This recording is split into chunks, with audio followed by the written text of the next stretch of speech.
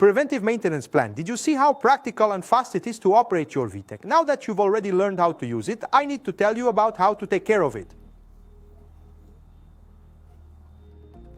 In addition to the tank vents that we looked at right at the very beginning, you will find within the instruction manual for your specific equipment that we have located two distinct and important tables. One for periodic maintenance based on the time elapsed since its initial purchase, and the second one covers periodic maintenance determined by its total operating hours.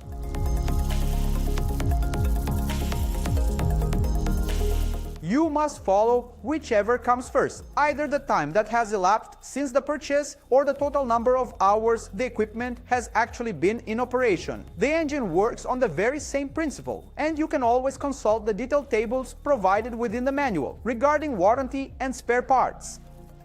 VTEC offers the standard legal warranty for a duration of 3 months, and the engine manufacturer provides a 12-month warranty starting from the original purchase date. However, these warranties do not extend to cover normal wear and tear items such as filters, fluids, seals, retainers, grease fittings, and similar components, or damage resulting from misuse.